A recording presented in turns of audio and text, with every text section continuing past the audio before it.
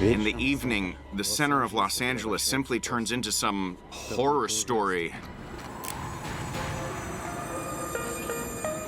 I mean, you genuinely can't believe these are the streets of Los Angeles. As though it's an abandoned city, taken over by junkies and homeless people. You've no clue what's going on in their heads. People with their eyes glazed over. The fright factor here is, it's far greater than in any of the favelas. In fact, greater than anything I've seen in Latin America.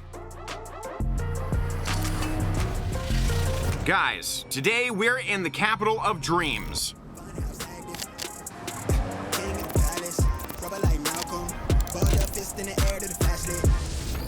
The city of Hollywood, artists and painters, a place where all the boldest of dreams and incredible fantasies come true. How did the center of the wealthiest city in the US turn into a slum region where gangs call the shots and establish their own laws? They ain't gonna ask no question, they just gonna get mad. Get mad? What do you mean get mad? What can they do? They can fuck you up for that. They can beat your ass. The steals here are a fight here. The worst thing you could do here is rape a woman. It's automatic death. Guys, we're in Los Angeles, the city of the golden Hollywood dream. The wealthiest and most affluent megacity in all of America. Although you wouldn't say so from the looks of things. Today is going to be a Los Angeles like you've, hands down, never seen before. Let's go.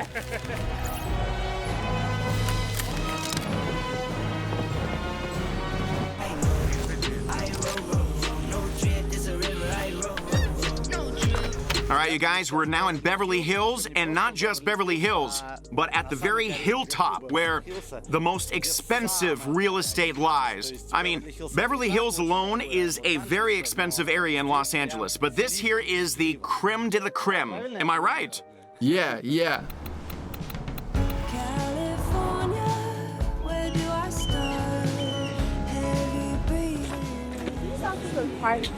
Can I start filming? Start filming. Okay.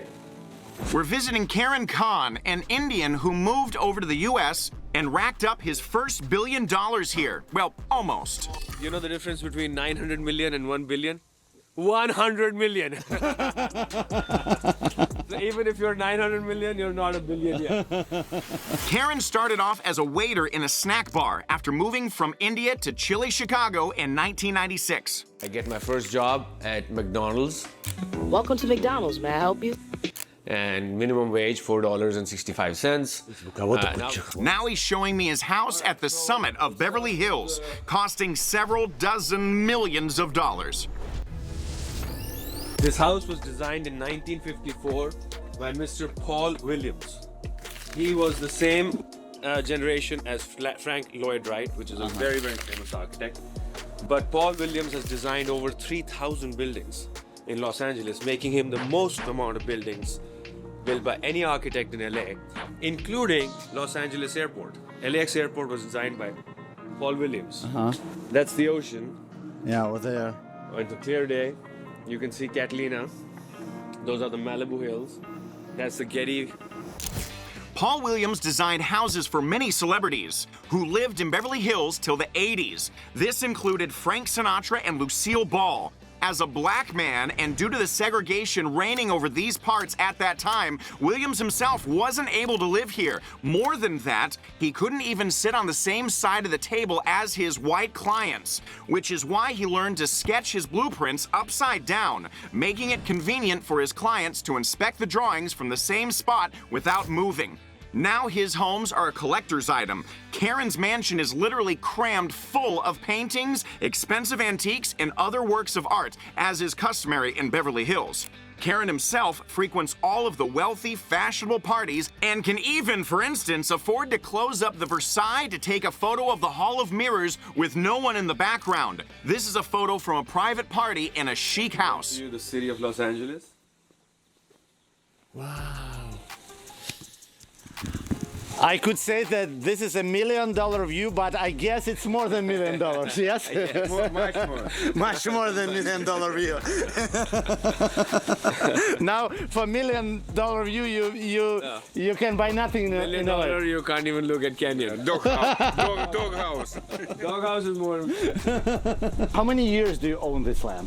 I've been here for 7 years.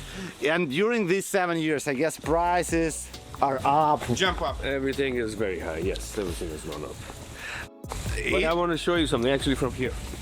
You see this White House? From where? So when I came here from Newport Beach. I had a beautiful view of the ocean. Yeah, And I see this huge White House. yeah, over there. Okay. Yeah. And I'm like, what's that? And is that a hotel? They're like, no, that's a house. And I'm like, whose house is that? And it's some guy called Eric Schmidt. He owns Harbor Freight Tools. And I'm like, how much is it? It's like $200 million. So I'm like, you know what? If this view is good enough for that guy, it's good enough for me. In May of '97, my brother, who's 5 years older than I am, he and I started our first company together. It was a software company. And you know how everybody writes apps these days? So we were writing software applications for very large companies. From there, from the basement, in 10 years, 97 to 2007, we grew it from 2 people to 1,400 employees, $0 in revenue to $119 million in revenue. We invented the current elections management and voter registration system that is being run in 32 of the 50 states in the USA. Oh, so you can say for sure, is it rigged or not? I can say for sure it's not rigged. Okay. The system is not rigged, but the people could be rigged. You know what I'm saying? Yeah. It's always the people that are corrupt, but the system is hard to manipulate. Anyway, we sold that company for $460 million in 2007, November, 40 days before the crash. And So you were full packs packs of cash, money. you could buy anything because Cash, baby, prices cash. collapsed. You were so lucky. we were loving it. So we were in Oregon.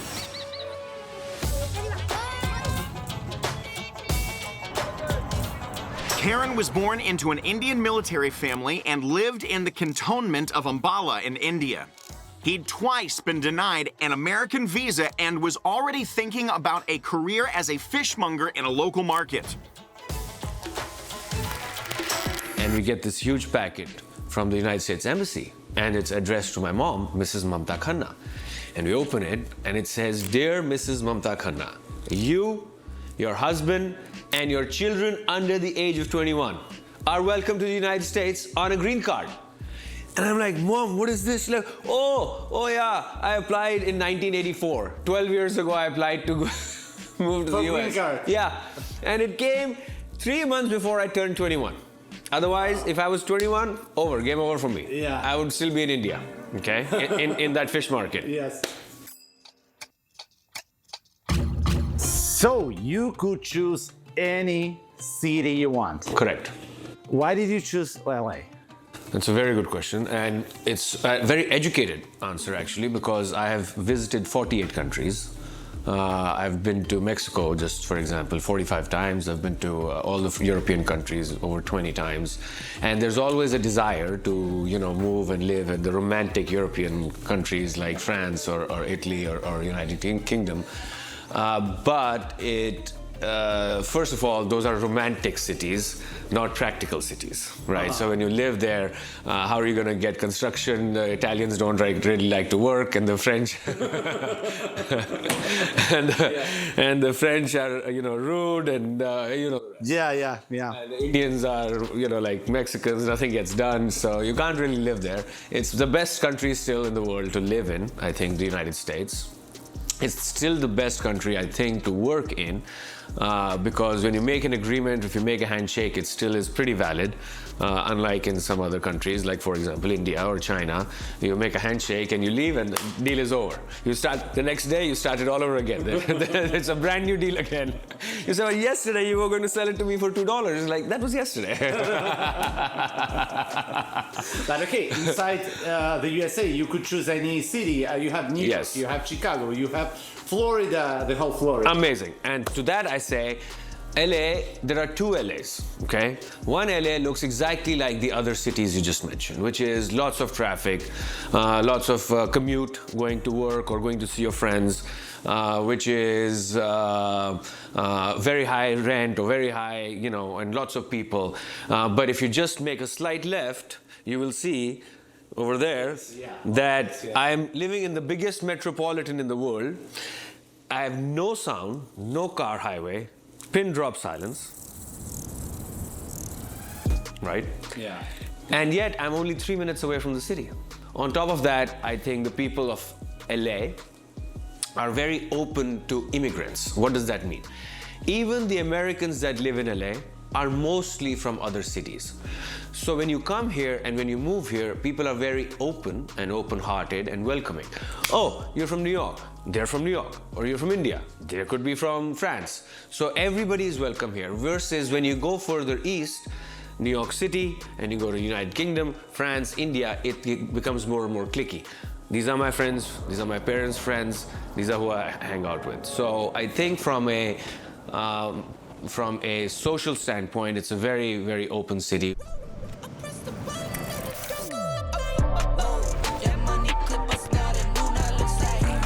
Los Angeles truly does feel as though it has the spirit of freedom, contact, and creativity coursing through its veins. Wherever you go, you'll always come across people filming something, painting, singing. This is Venice Beach, the most popular fashionable beach in Los Angeles, just like my new cap. It's like every other person here's a streamer. You're streaming the jumps? I was, but I'm not anymore. Okay.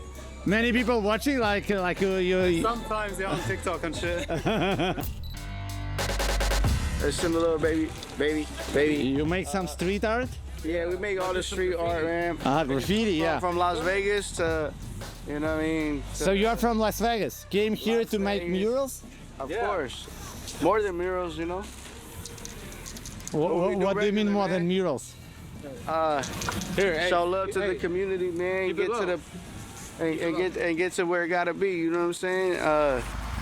Why do I stay? Oh, dude, the weather, the people, dude. Like, I've been to places where like nobody speaks Spanish and shit, but out here, even the white people speak Spanish. It's awesome. There's a lot of people that come here as far as like creativity, because it's really diverse. There's a lot of things to do. There's a lot of people you can meet. Most of the talented people in the movie industry, music industry, a lot of people that can afford to live anywhere, they live in LA. And it's because there's a lot going on here. This is the melting pot. You see people from everywhere here and, getting along with this, smoking weed, drinking, skating, getting along. And that's what we all need. We need to just get along. I love this place. I love LA.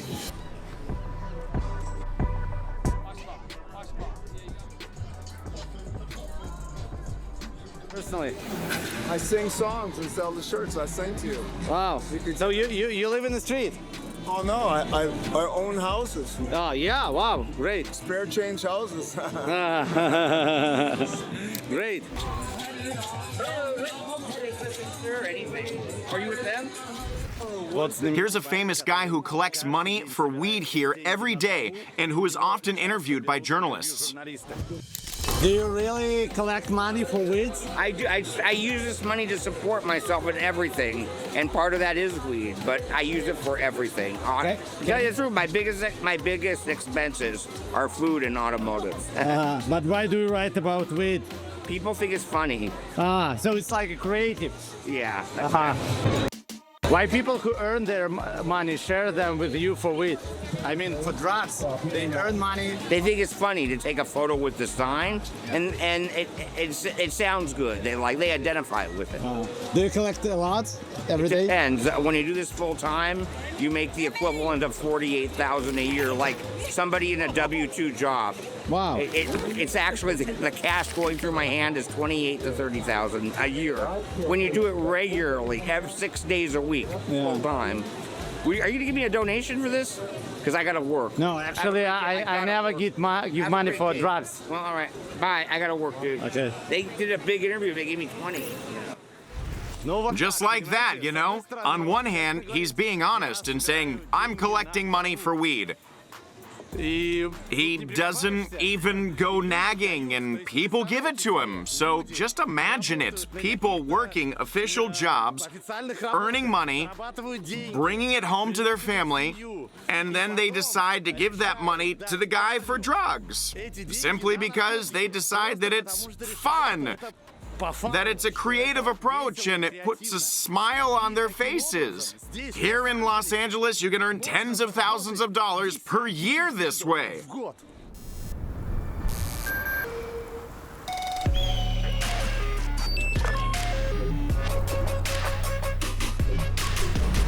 So you guys, right here on a Malibu beach, there's a movie scene being shot, just so you can get an idea.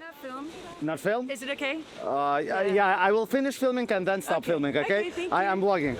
I'm doing a vlog. Why can't I film here? They're filming here, but I can't vlog. So, you know, they're shooting a movie. Just take a look at how many people are needed to film one movie scene. I'm right there. You've got 1, 2, 3, 4, 5, 6, 7, 8 people drinking water. That's a tough job. There you've got 1, 2, 3, 4 people on security. Also an important job. There you've got workers putting up decorations. There's 10 of them. And there's the cameraman's assistant, and the director of photography next to the director of photography's assistant, the star, their assistant, the girl who's telling me to leave this spot, and these are all here to shoot one scene. And just me with my camera here, I realize that I'm no Hollywood. Sorry, can you just not film this? Is that okay? Why cannot? Just because we're filming, if you don't mind. And I film too. Okay. Can you stop your filming for a second? I will film mine and then you go on. So, okay? We have a permit for this, so you don't. Isn't it a public land? Not this part. We have a permit for this. So But it is a public land. No, but we have a legal permit for that, so we actually have to. Okay. So basically, you get it. You can't film any of that, but just so you understand the scale of Hollywood, how many people are involved in one, beautiful shot at dusk on a Malibu beach. That's all of those people here, and an inconceivable number of vehicles over there. And again, me and my camera here are by no means Hollywood, and for some reason, I'm glad of that, you know? You see, for beach shots, they have these special trolleys with wheels that don't sink into the sand. And look at this cameraman here. He's holding what's called a Steadicam, and that camera allows for smooth, dynamic movement when filming extended scenes. Just look at how many people there are here for one single scene. What? Sorry. What? Sorry? What do you mean sorry? Please don't record that. Thanks. So it looks like they're shooting something really secret. You can't film it. I don't know why, to be honest. I guess they're shooting some kind of blockbuster. And there you go, you guys. That's the outfit of the main star for today's shoot, I guess. Of course, we don't know who's inside this trailer, and honestly, I'm not sure it's super important for us to know. There's some Hollywood star in there now, doing themselves up, powdering their nose. Why? It's public land. Yeah, but I mean, you're filming people, though. I film on public land. But you're filming people. I film on public land. In America, you have to get something that's called a form of consent. You know what I'm saying? You can't just film people.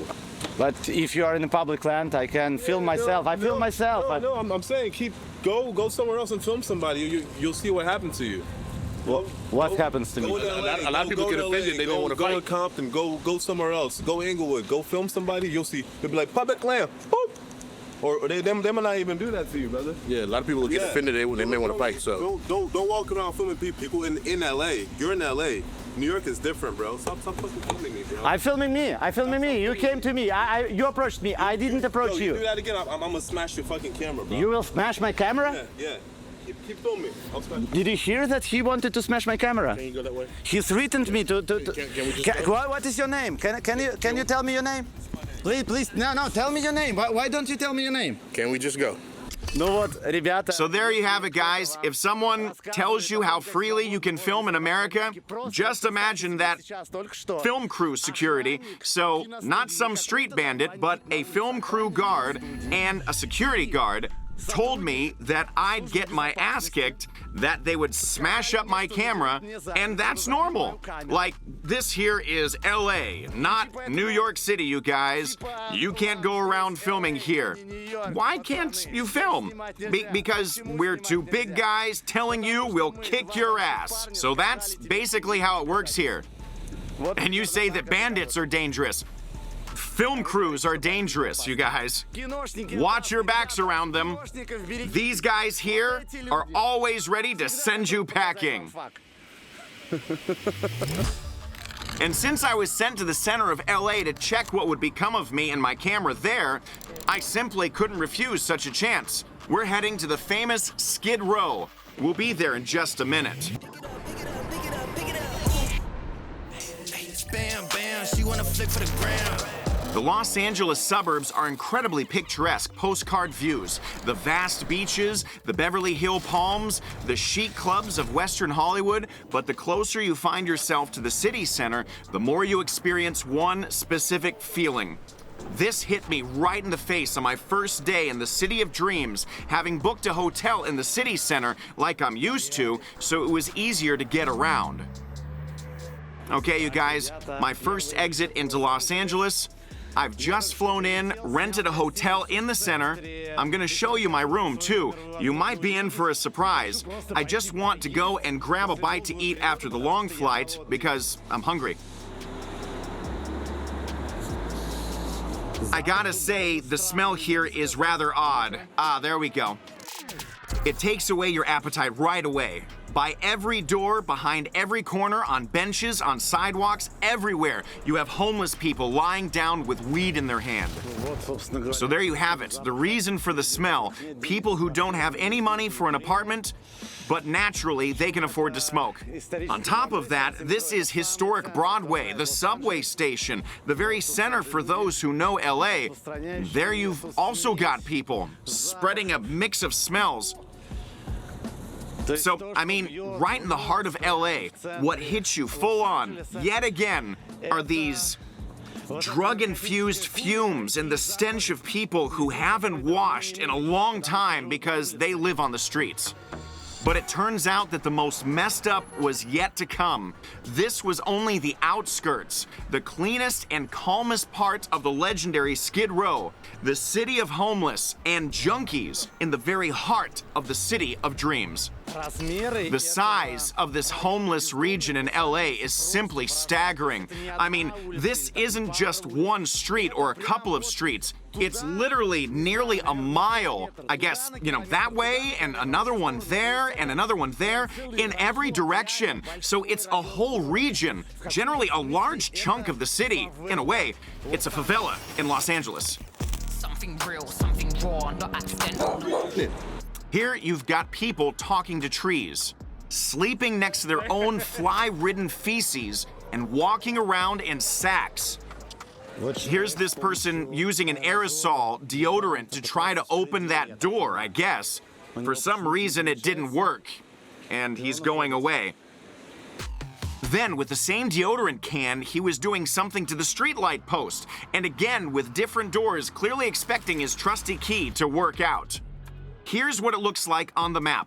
There's a financial center, high-rises, banks, companies, and literally right next to it are slums. The homeless appeared here in the early 20th century as a branch of the Transcontinental Railroad ended here, and workers came to Los Angeles in search of a better life, but in the end, many ended up on the streets. In the 70s, this master plan for downtown Los Angeles came out, branded the Silver Book, and according to it, Skid Row was to be leveled and wonderful new buildings erected in its place. But where do the homeless go? After all, they can't disappear along with the buildings. Then a new idea appeared, to make Skid Row something akin to a reservation, where, and I quote, all undesirable elements were to gather. They stopped cleaning the streets in the region, along with neglecting to repair the roads and maintain order. The police didn't care what was going on inside Skid Row, so long as it didn't slip out into the rest of the city. But that began to happen anyway. The number of homeless people currently living in the city center is so unknown that the authorities say the number of Skid Row residents is 4,400, while other statistics say there are more than 45,000 homeless living in Los Angeles, and everyone is aware that most of them live in the center. Not all of them are completely homeless. Many have tents or their own cars, some of which they might have swiped from the residents of the local houses. You see, here on Skid Row, the homeless have some sort of communal restaurant. You can even see a barbecue there, and some tables are out. So, I mean, they come here to cook their own food and to eat. They're not fed here, but they eat their own food. And guys, look at how many bikes are here. 1, 2, 3, 4. Here, look, some are brand new ones. 5, 6, 7, and another, as I gather, that makes 8 bikes. I mean, I can't know for sure, but I assume they're all stolen. On top of that, this one here looks quite pricey. It didn't come cheap.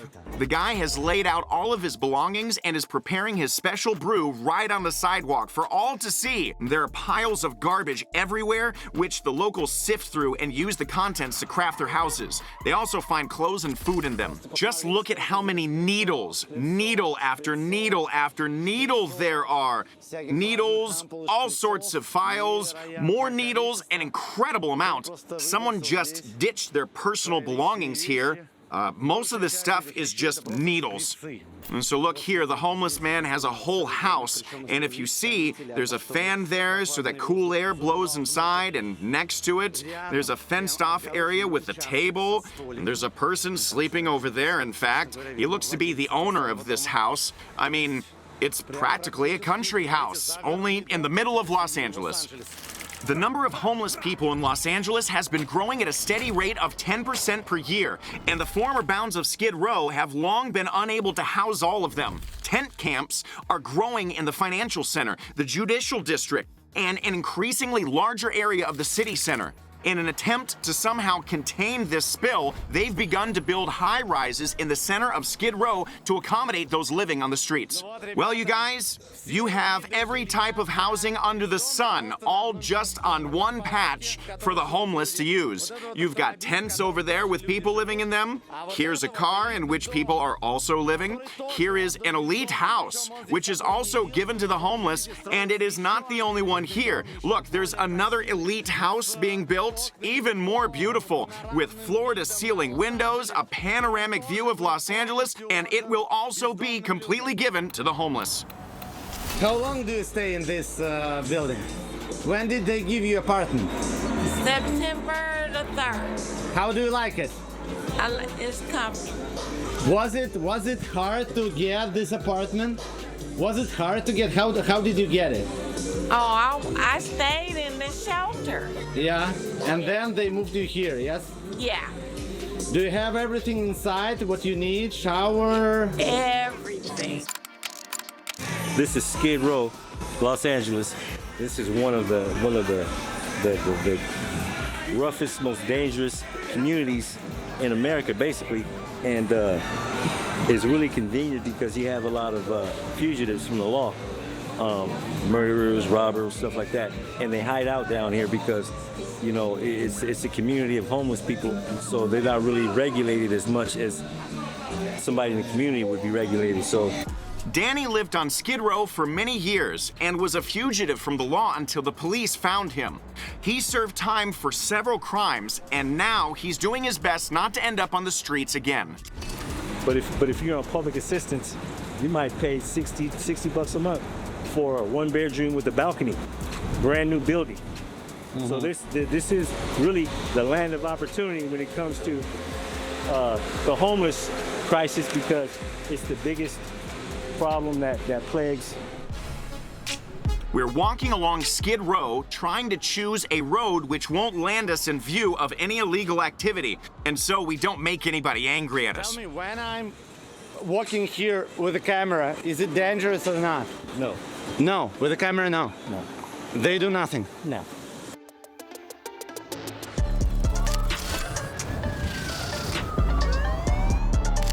Many people here have smartphones, have good sneakers, have good clothes. Right. So where do they get it? There's a lot of wheeling and dealing on Skid Row. You can buy anything that you can imagine on these streets.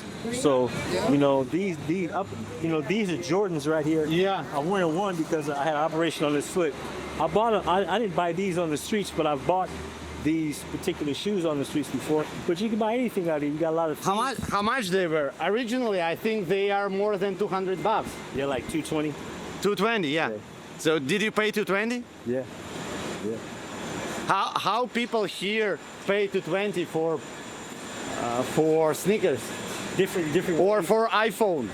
Some people have iPhones here. Well, you know, I've participated in illicit practices before, and I paid my price too. You know, I've been incarcerated for that, and I don't do it anymore.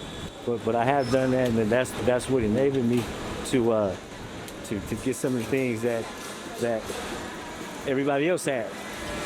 You know, why nobody steals from car, or they steal from cars here? Because there's an unwritten rule down here, and this is a very dangerous place. You can try it if you want to get caught, then that could be your life. There's certain things you just don't do down here. You could do it, like people that want to steal cars and rob people, they go outside. Of course, people get robbed down here, but they come down here and they don't actually live down here. No. I'm filming behind you. Can they see? Look. Sorry, I filmed him. Me. Not you. Here. So, yeah.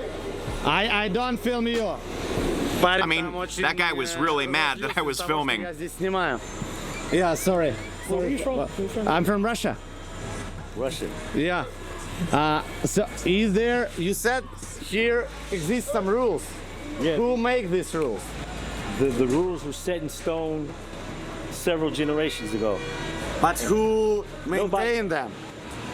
The people. Do you have like a gang, organized gang? You got a round table here. You have round table. You call it round table, yes? Yeah. And who sits in this round table? I mean, I'm not, you know. You cannot tell. No, you know, it's just prominent. Anywhere you go, you have prominent people who obtain their living illegally. They're going to have an underground round table of people who make decisions and distribute punishments and stuff like that. So, what the punishment can be if somebody robs here, steals here, or a fight here? The worst thing you could do here is rape a woman. It's automatic death. Yeah. Yeah. That is why women after work can go not many clothes on them and they don't worry. Yes. You know, the thing about it is, why would you want to rape a woman when there's so many drug addicted females who don't look all that bad, and you could have sex with them for just a few dollars? Why would you want to take it? So that's why it's like you got to be sick to do something like that. So the punishment is you know, kind of harsh. Mm-hmm. The homeless region extended even to places where you don't expect to see poverty. And I'm heading there using the most inconvenient method in LA, public transport. So guys, we're heading down to the Los Angeles subway. So it's 7 p.m. now, which is basically rush hour. People are going home from work. Some have finished their commute, but others are still going. I mean, look at the distance between the trains. Look at the intervals. 9 minutes, 8 minutes, 6 minutes. The shortest interval is 3 minutes between trains. Can you believe that? You wait 3 minutes at 7 p.m. when people are returning from work for a new train. I'm already dreading to even go on the platform because of how many people are going to be there. Let's check it out. Bam! And the station is practically empty. Look, I mean, there's no one here. Well, okay, there's one person getting on the subway, but there's no one in the subway. So now I'm gonna buy a subway pass, and by the way, the base fare here is $1.75. You can buy a pass for a day for $5, and then for a week for $18. This is just unbelievable. A deserted subway station at 7 p.m. A time when, in theory, people should be returning from work. I mean, do you hear that? They're playing classical music. I mean, just look at how many people there are. Almost nobody. I mean, there's 2 security guards and 2 passengers. At the same time, the Los Angeles subway is really very clean. It's neat, it's spacious. Especially considering that there are no passengers here. And why are there no passengers? Because it takes me 10 minutes to get on my train. So I have to ride the subway itself for about 6 minutes. But I have to wait 10 minutes for the actual train. This is in the subway, in a city with 1 million people, not 1 million, but here, including the suburbs, more than 20 million people live here. Can you imagine that? So it's just simply inconvenient to use the subway. It's much easier to take a taxi, even spending extra money, but at least getting there in a reasonable time. I've asked people why the subway trains come so rarely, and everyone has said the same thing. Why would they come more often if there's nobody on them? On the flip side, maybe there is no one because they come so rarely. It's a vicious circle. The subway here has that old school vibe, you know? No screens or signs to hint at what station you're at. Everything is tough, vandal-proof, strong, hard plastic seats, basically so that they don't get broken. It's noisy, of course, no soundproofing whatsoever. All in all, it is an old school subway. And here, you guys, is what a subway map looks like in a city of over 15 million people. This is, of course, paradoxical if you compare the Los Angeles subway with any subway. For example, in China, oh, somebody's screaming.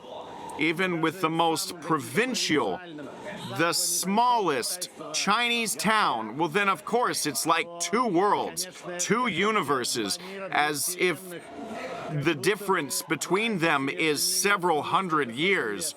I mean, naturally, in the Chinese subway, you don't have any oddballs screaming. I don't know why they're screaming.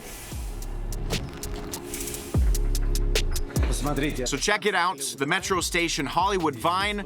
The entire ceiling here is decorated with film reels. You see this? And the whole station has been designed in the Hollywood theme. There are these huge cameras, and you see there are Hollywood stars over there. The fence is in the form of notes. We have arrived at the Walk of Dreams. It's now evening, and you're going to see it for yourself. The Kingdom of Hollywood. The Walk of Fame.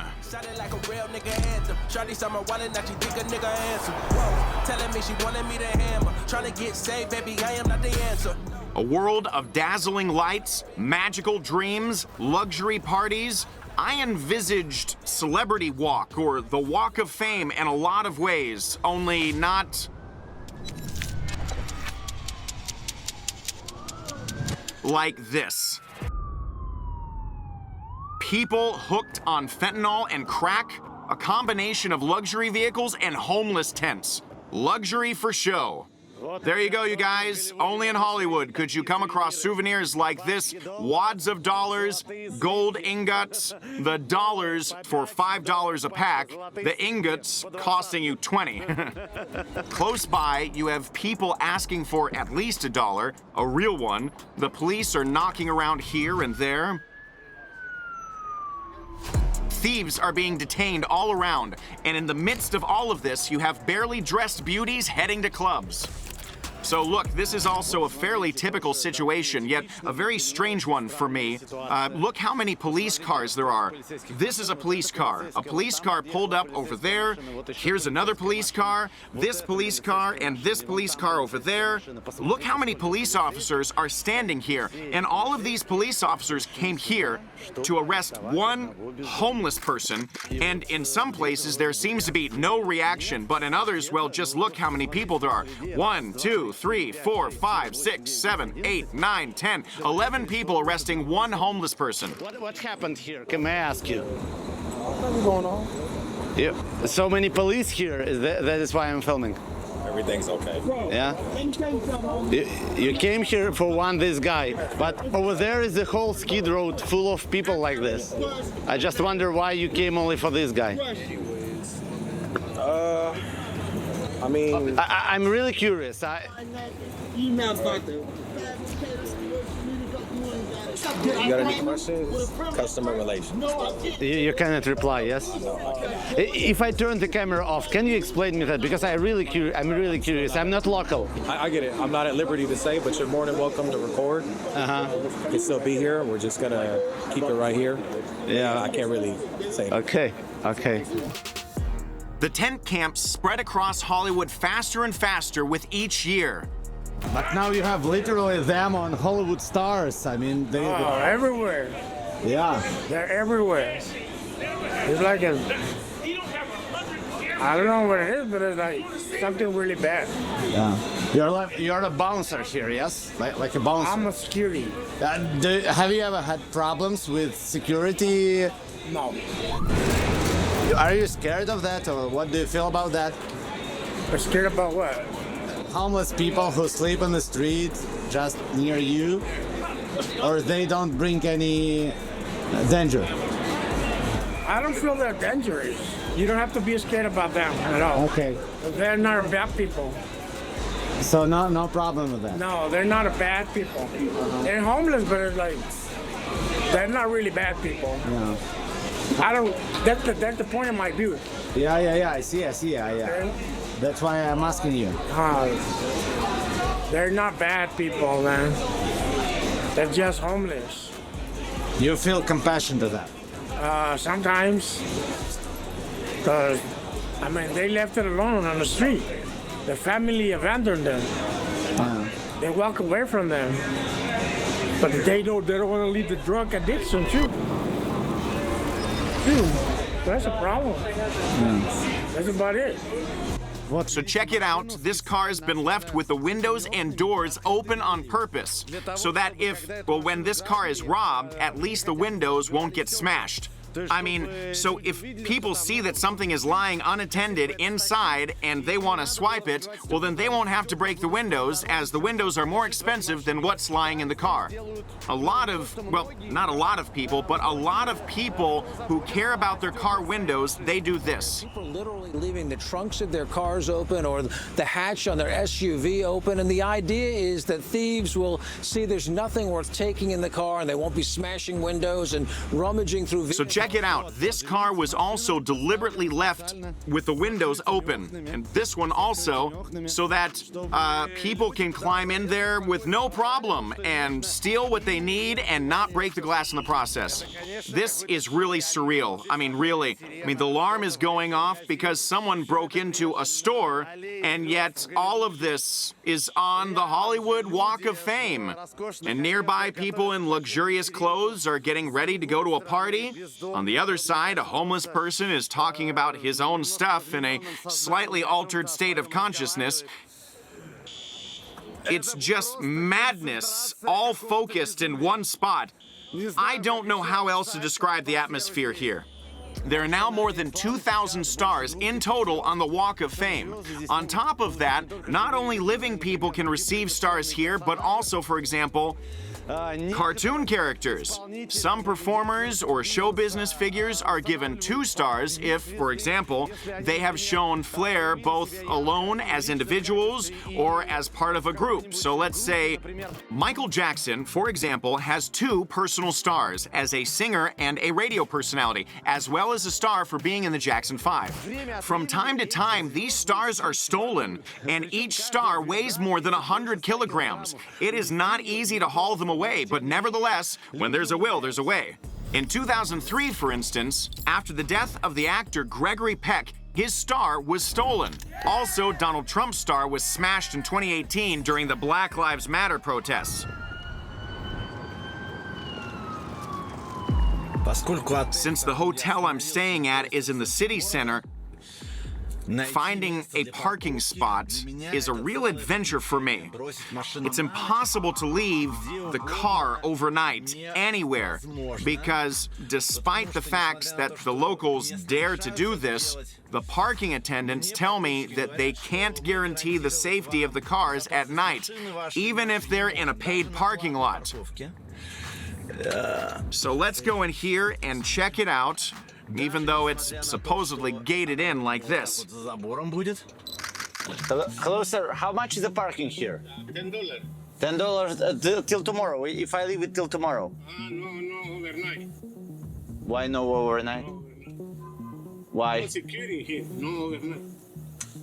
Where can I leave the car with security? Nothing, look, they're stealing.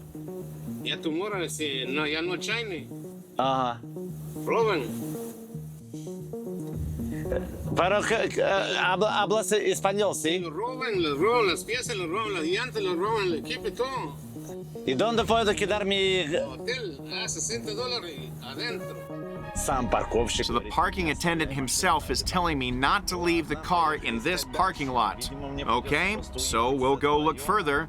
It looks like I'll have to drive out of this area and then come back in a cab. So, I mean, I need to leave the city center to park my car safely. Do you see that? The streets of Skid Row at night look like a scene from an apocalypse movie.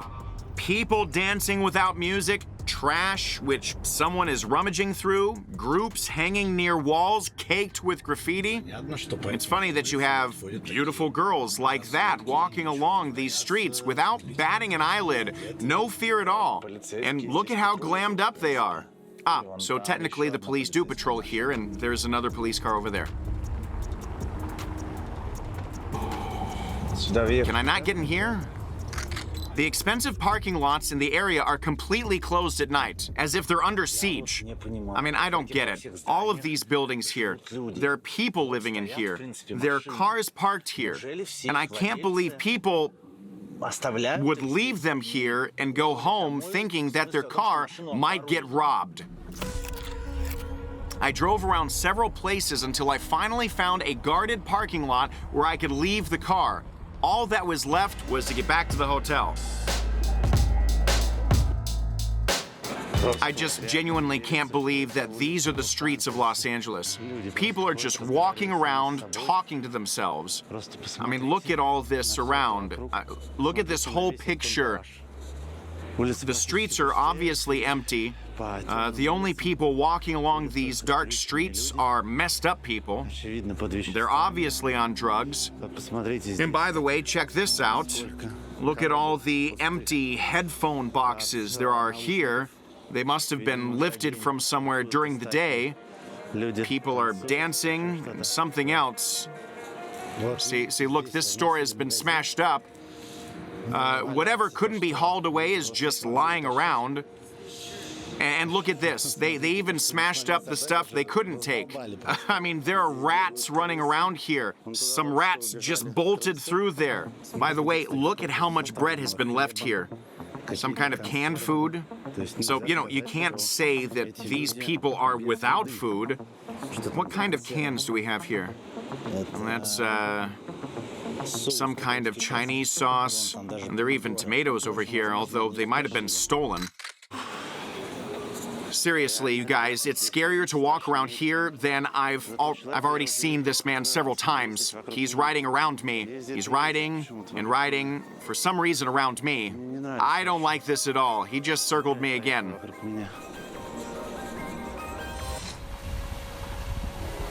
Huh?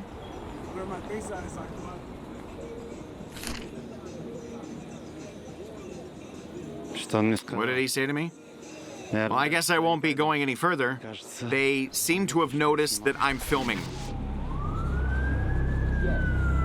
Out of all of the favelas, in fact, from a creepiness standpoint, everything I've seen in Latin America has nothing on downtown Los Angeles. You guys, I never thought I'd say this, but I'm really scared. Like, I'm really scared. Here.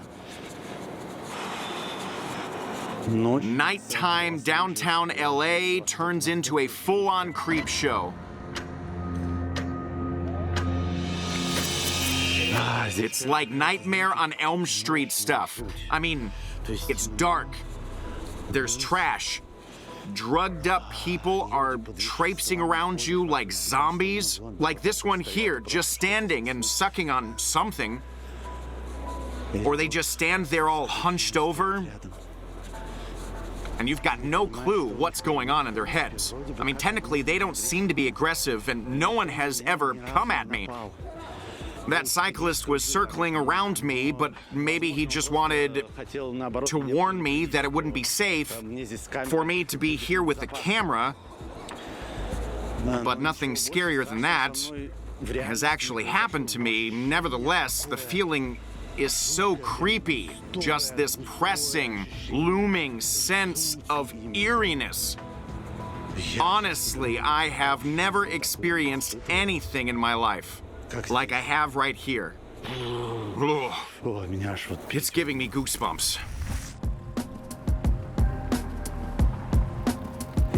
If you look to the side, there's a car with a homeless person simply living in it. And if you look to the right, there's a brand new BMW X3, and it's parked right in the middle of Skid Row. And the owner wasn't afraid to leave it here. Also, here's another interesting thing. You've got a new Hyundai, well, almost new one, a Tesla. I mean, the Tesla has a broken rear view mirror, but that could have been broken in a previous accident. Nevertheless, it's been left here. And further on, there's a Toyota, a Volkswagen Tiguan. They're parked up, no trouble. Their owners just left them here. They weren't afraid.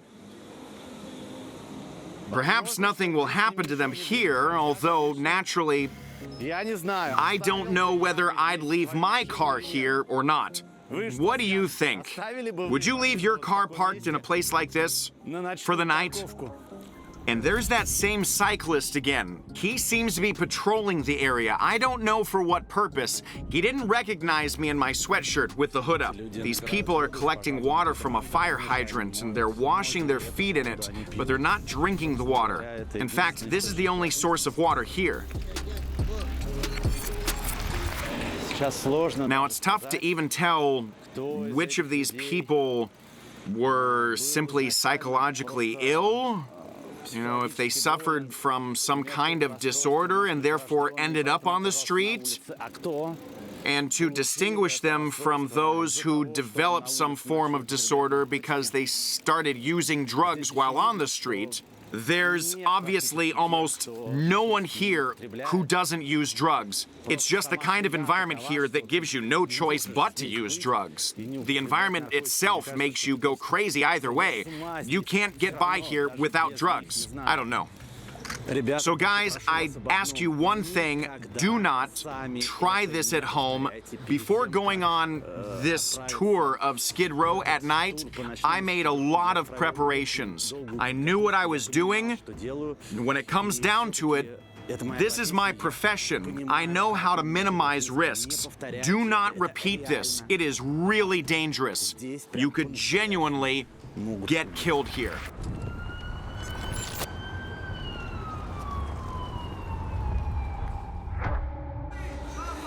Can you explain why Skid Row exists? Why this area with so many homeless people exists in the richest city in the world? Well, every city has a Skid Row. Every city has a dirt poor part of the city where all the failures go, where all the people who want to start over go. Where are you from? Ethiopia, India. From India? Yeah. How many years do you live here? I live here for 24 years. 24 years? 24 years. Wow. And all these years in the street? Other years, half on the street, half at home. Uh-huh. Okay. Yeah. So why did you come to the U.S.? Why did you decide to come to the U.S.? Better opportunity, better option. So I won't be an immigrant, so I have freedom. So I can have peace, I will have money, and I will have excitement, enjoy. Do you think now you have freedom, peace, opportunities? Yes. You have it? Yeah, I have it. Yes, I have it completely. 1,000%. So you like that you are here? I like it. I'm here, yeah. Skid Row attracts people who've chosen to live on the streets because they're taken care of here. In addition to free homes, they're provided with medical and legal aid, completely free. We have a psychiatrist, therapist, we have counselors that talk to you one-on-ones. We have groups, relapse prevention, you see these right here. We do little stuff for the community. We have like little parties and stuff. From the nonprofit Homeless Healthcare Los Angeles, riding around in a golf cart through the streets of Skid Row, passing out meth pipes. And do you help them if they need drugs? If they need drugs, we don't provide that. Is it free? So it's free. Everything we give here is for free. And what is this? Okay, if somebody's overdosing, you stick it in the nose, and it should bring them back. It helps you save lives. There are special tents here, although filming in them is prohibited, as for some reason the people helping the homeless don't want to be filmed on camera. These tents also give out this drug. It's a drug used to treat an overdose. It even says on the back which one to use, how to turn the person's head to the side, to pour it into them, or rather to spray it into their nose. You call 911 for an ambulance to arrive, and they give out this medicine here for free. Obviously, a lot of people need them. You're a very reasonable person. You don't do drugs. Can you explain how did you get on the street on the first hand? How did it happen? Divorce and drug use, and just basically not really giving a fuck about. You know, I knew that this wasn't going to be something that was permanent. I was just down there having fun, you know, partying, and when I started going in jail, and that's when I knew that it was getting worse and it was time to, you know, clean up and you know, move on with my life, because life is short. You know. Have you ever tried to get back to get normal job and to live normal life? Well, you know, right now, I'm a painter. And I'm a writer, and I wasn't able to dedicate a lot of time to those two gifts because of drug use. And the drug use, you know, was robbing me of some of the things that God gave me, and so it was going to waste. It's always right in front of your face down here. The effects of drugs, what drugs could do to you, is always directly in your face on Skid Row, because you have people who are the worst demonstrations of what a drug addict can be. People die down here every day. Every day, every single day, somebody ODs, overdoses on fentanyl, or gets shot or stabbed. You know, my bad, bro. Sorry, y'all.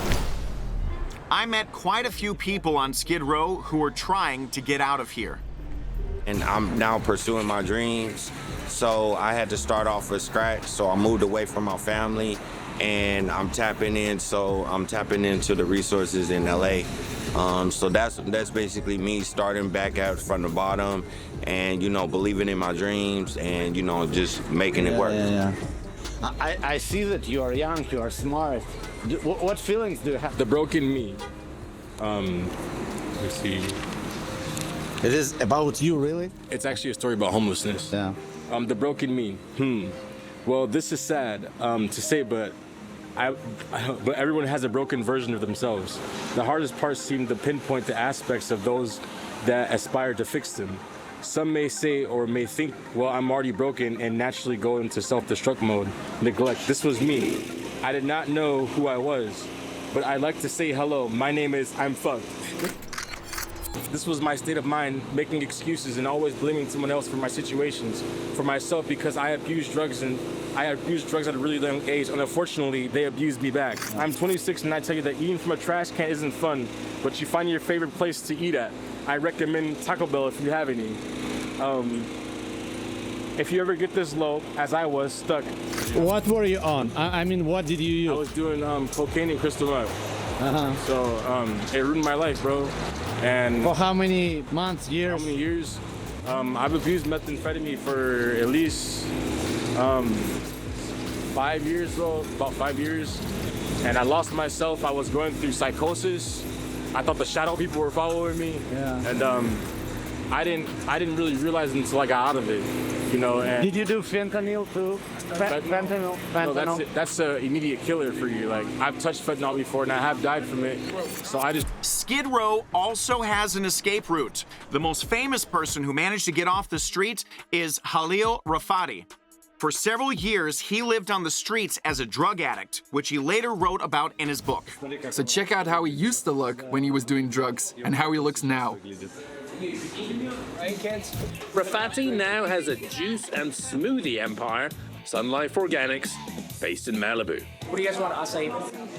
Sure, I'd love one, thank you. My buddy Balat, who's lived in California for many years now, is taking me to one of Rafati's establishments. They call him the most honest millionaire in the world. He has a book called I Forgot to Die. I mean, what a title. Life wore him out, but it's a good read. I recommend the book. He was a serious addict. I won't describe the stories that he details in his book. Yeah. Well, at least tell us something from there. I mean, it's YouTube. It'll probably censor it. Well, I mean, words should be fine. Oh, seriously? Yeah. Okay. So here's the most memorable story for me, but it's not the most brutal. He talks about how he was lying in Hollywood with his bare legs on show. Yeah? In front of him stood a black homeless drug dealer, and the guy masturbated on his bare legs and gave him doses of crack. At that time, he was taking crack and smoking. So those are the kind of stories. And at the end of the chapter, he asks, do you think there's nowhere to fall further? There is, and there was.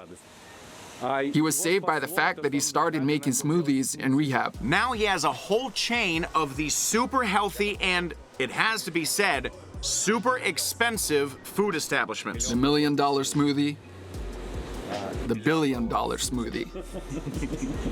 Okay, I think we should try the $1 million smoothie and the $1 billion smoothie and compare them. The $1 million smoothie is over $20. The $1 billion smoothie is over $30, and that's before tax. I never thought the most expensive smoothie in my life would be made by a former homeless person. Rafati now flies on private jets and truly lives the high life. It doesn't matter how much truth there is to his story. From Skid Row to Beverly Hills, it's the most Californian story of all.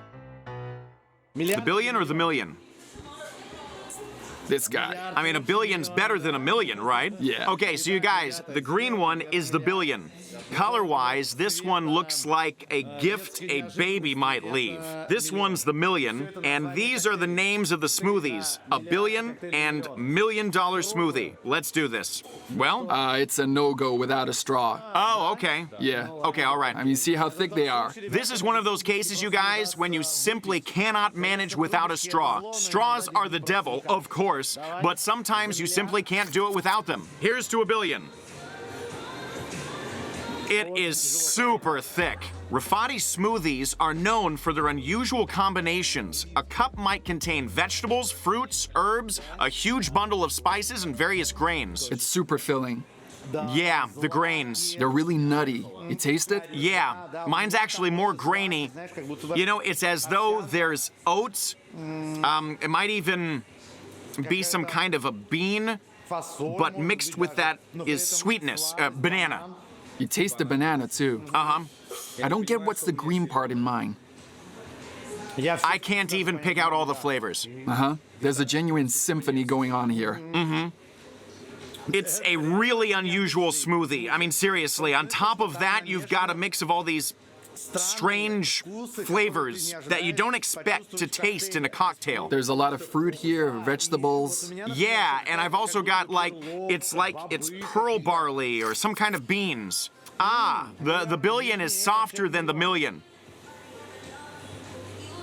I think this one has spinach in it.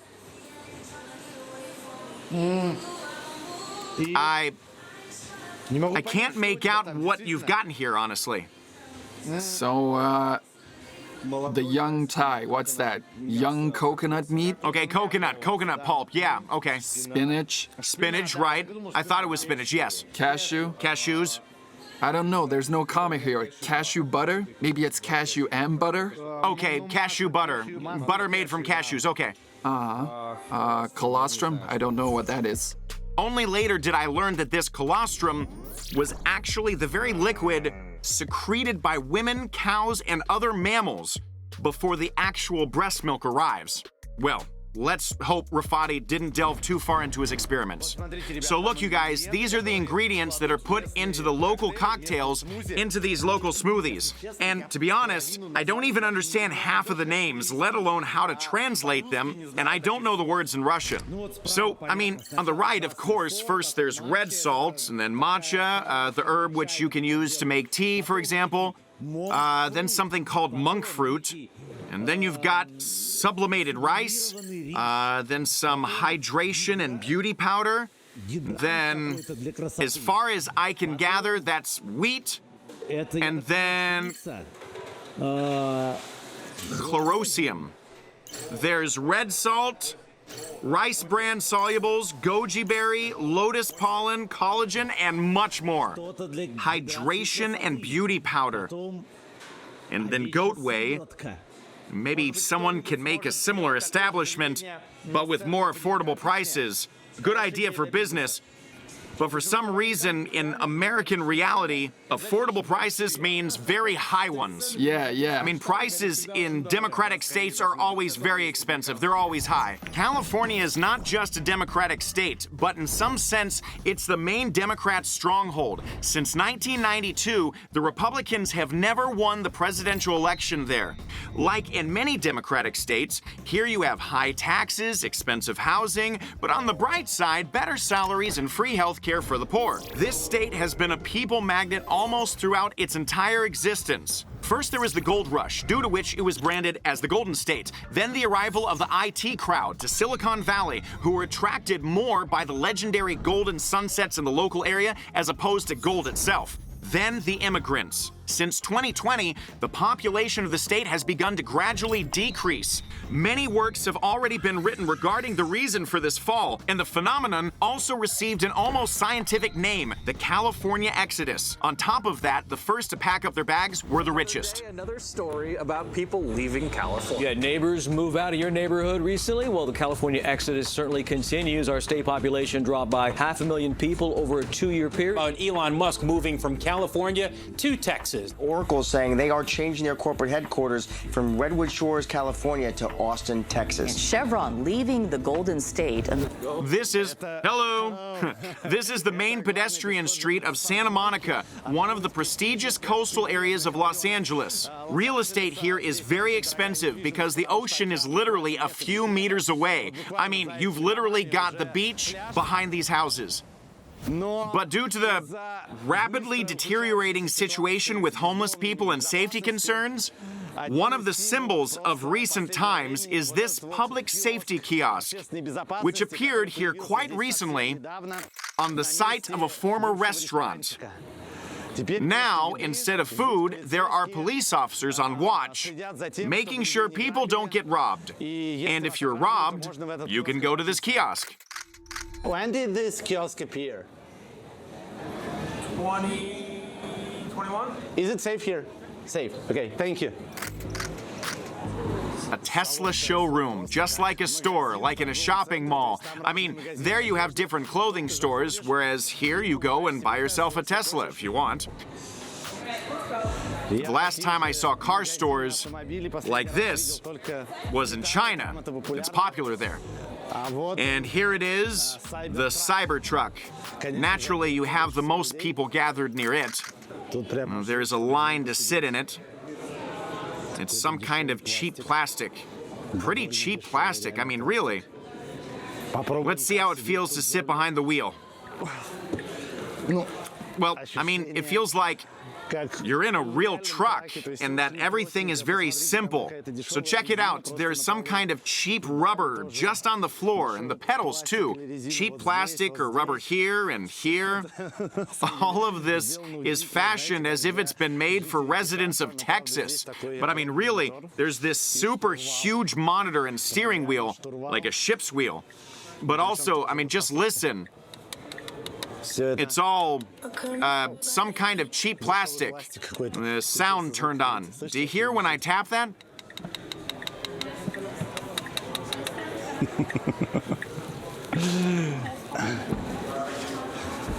So check out the seams we have here. I mean, they're just excellent. Any others fail to compare. Check out the gaps here. I mean, your little finger can easily fit in there. It's, well, not all level. You see? It's wobbling. The quality is amazing. The quality you can tell right away. It truly excels. It excels in that it's different to the quality you should have on a car. It really leaves marks. But one thing's for certain, it's unlike any other car. I don't know. What about you? Do you like or dislike it? I mean, it's definitely experimental, definitely unusual. And it definitely excels. The pinky wide gaps. Now just look at how many closed shops there are here. This shop is closed. And here, the next shop is also closed. And what's more, today is Sunday. That is, everything should be working for customers, but basically everything is closed up here. I mean, look there across the street, the shop is closed. This new one is closed. The next shop over there, you see, there's a lock on it. The shop is closed. The shop on the opposite side is closed. 3 of the 4 establishments here, they're just closed. And this is because masses of homeless people began coming to the area, walking around and settling everywhere here. And then they began the large-scale robberies and so-called flash lootings. A flash looting is when a crowd of people runs into a shop and takes out everything they can grab, everything they can get their hands on.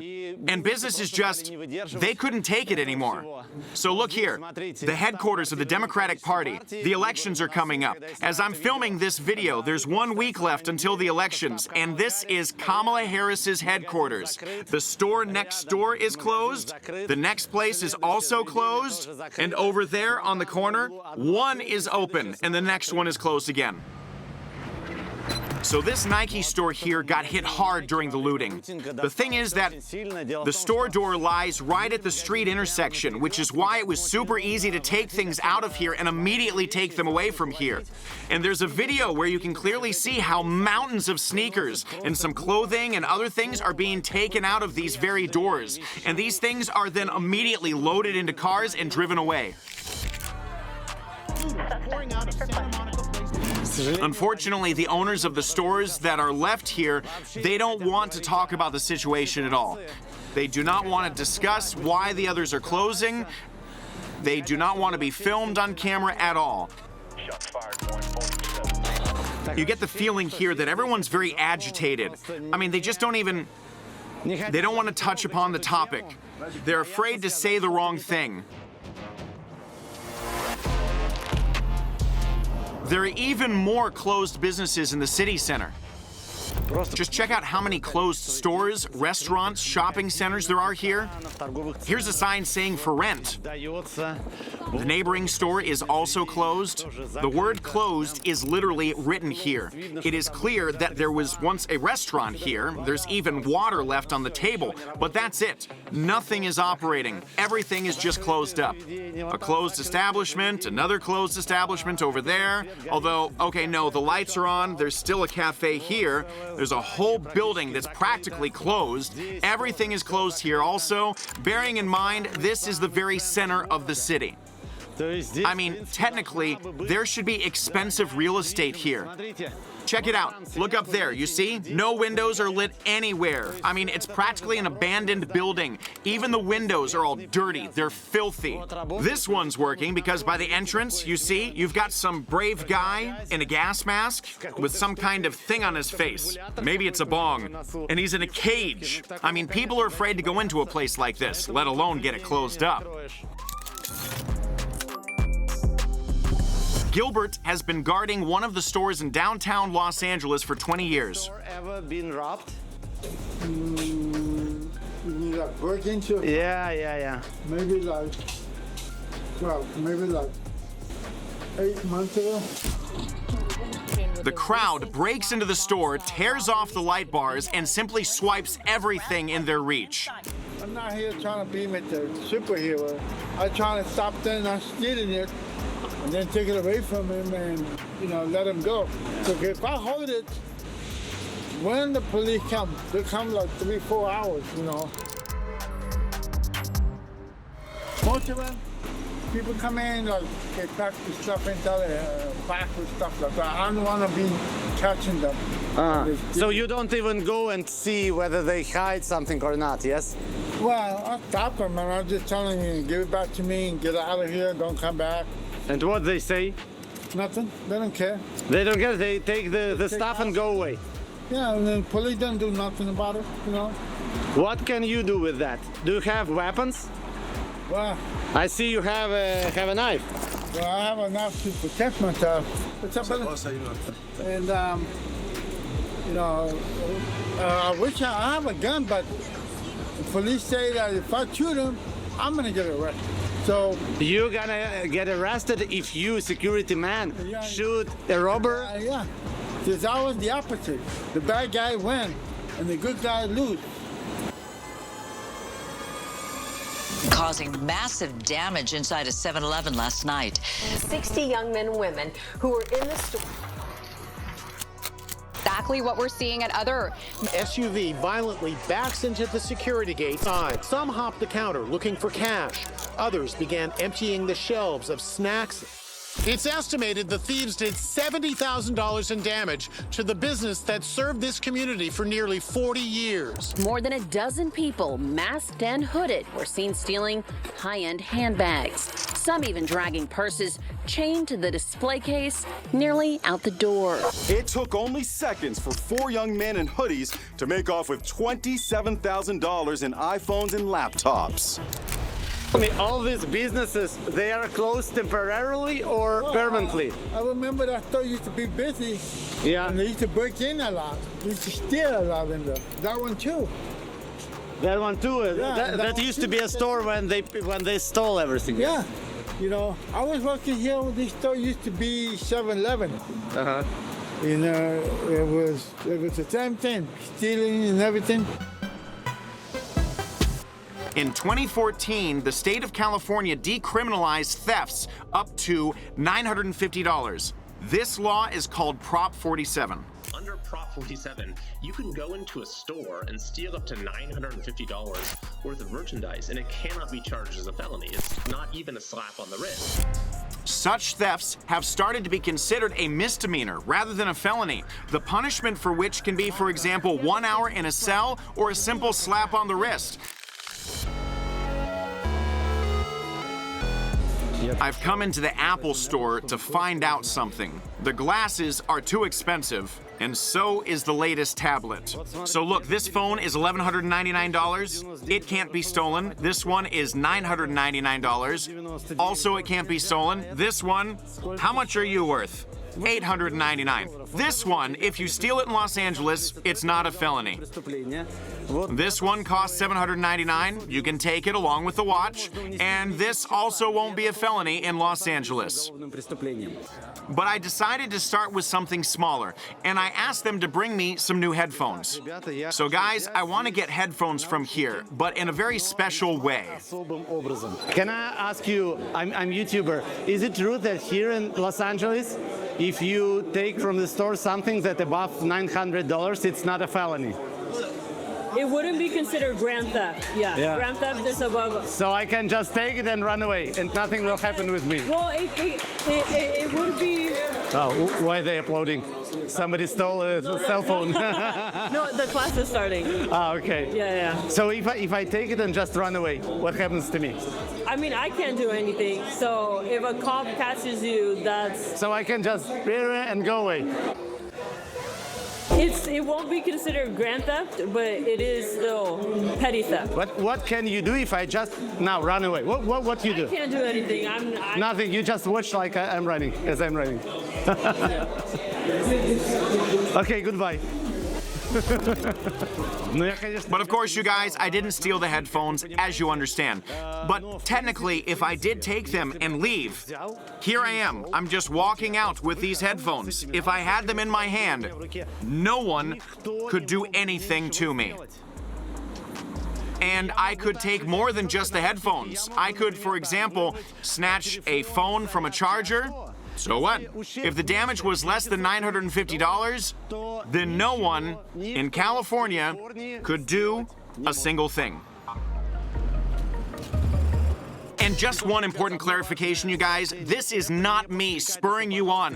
Please do not do this. Stealing is bad. Even if you are not punished for it, stealing is despicable. People who steal are committing a terrible act, even if in California it is not considered a crime.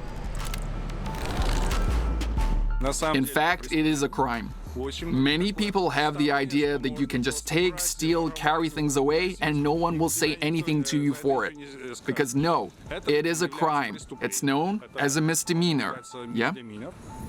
Meaning the level of crime, of course, is lower, but you can still end up with real jail time of up to a year.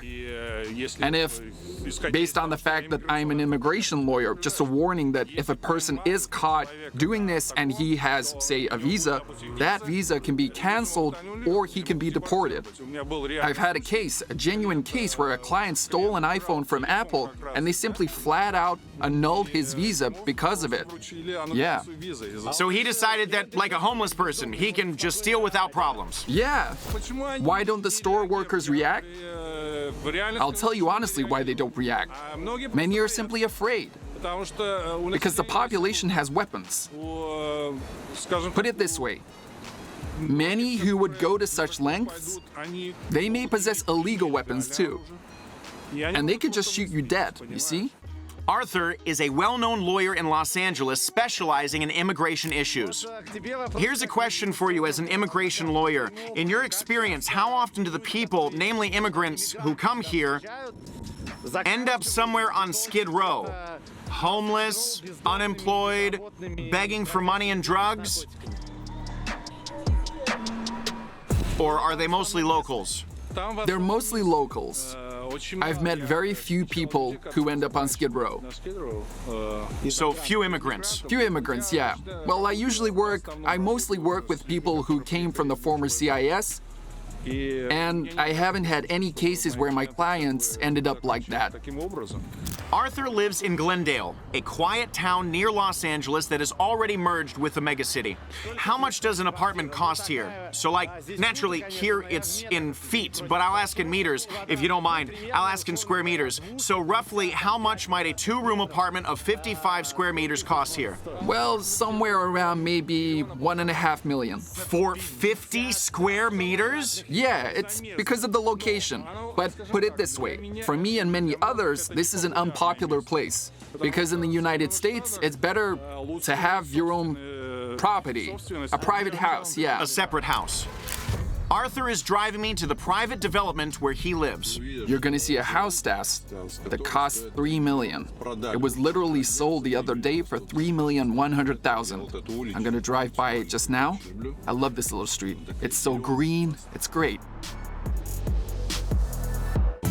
So this house, it was literally sold. Literally. Which one?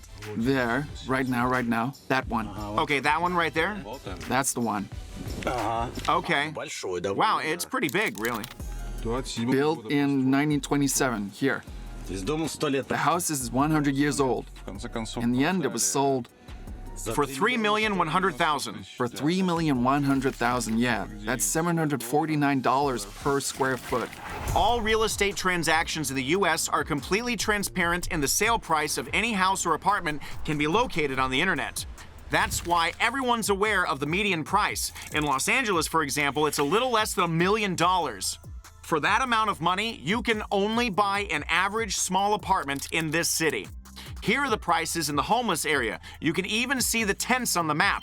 Nearby are apartments for $480,000, $590,000. The cheapest is $385,000 for 740 square feet. That's about 70 meters, right next to the homeless. And here, $977,000, just over $1 million, $1.25, and right across from them, tents. Okay, but if a person has, I don't know, $200,000 or $300,000, then he can't buy anything in Los Angeles, right? I don't think it's possible to buy anything at all for $300,000 now. Maybe there will be something, but hardly anything within the city limits. Okay. Maybe, let's say, in the very bad areas, you could get something. I don't know. But in this area specifically, you can't buy anything here for $1 million. There are simply no buildings or real estate here now that can be bought for $1 million. I think. So it's like you've got $1 million. Get out of here, you pauper. Yeah, no one would put these up for $1 million. Here, the minimum, even on the small houses that you can notice here in this area, the cost will be about 1.5, no less.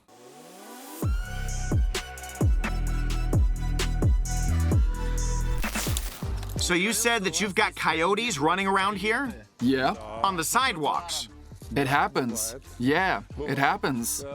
So coyotes, it's gonna get a little colder around here now, and there will be more of them. A coyote repeatedly charges at a screen door Sunday, trying to attack Maddie, the 1, 2, 3 coyotes. So when you walk with small dogs, you have to be very careful because they can attack.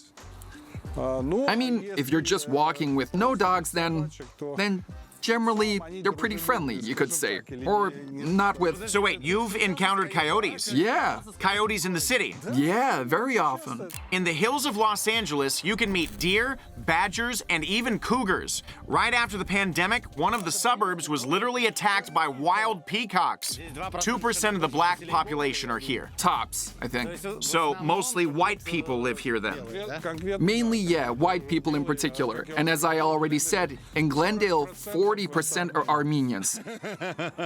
Well, not only people from Armenia, naturally there are diasporas from the Middle East, from the Near East, so Syria, Iraq. But tell me, does the fact that the majority of the population here are white, does that somehow affect, for example, the school curriculum? I don't think so. I don't think so because, as far as I'm aware, going off our own children's education, it's an inclusive form of education with all values represented. It's like that all over the state. Yeah. Uh-huh. All these, let's say, values that they consider values, they hammer them into the kids' heads regardless of the school. What do you mean by hammer?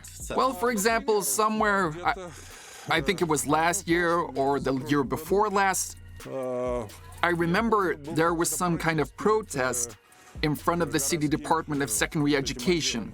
Most of the protesters were Armenians. They were protesting against introducing the LGBT agenda in schools and protecting children who are LGBT or transgender. And the Armenians were kind of trying to protest this somehow. They organized some rallies, protests, and so on. But anyway, the administration had made a decision that was protested against, owing to the fact that the general policy of the state supports it. Okay, but what's wrong with protecting LGBT rights, so that they don't feel offended or encroached upon? I wouldn't say anyone's offending them or encroaching upon them. No, to be honest, the question now doesn't concern the protection of their rights, but most likely propaganda. And most likely about the fact that, for example, right? Recently, Elon Musk said that he left California for Texas because he passed a law stating that in schools, if a child announced that he or she was transgender, well,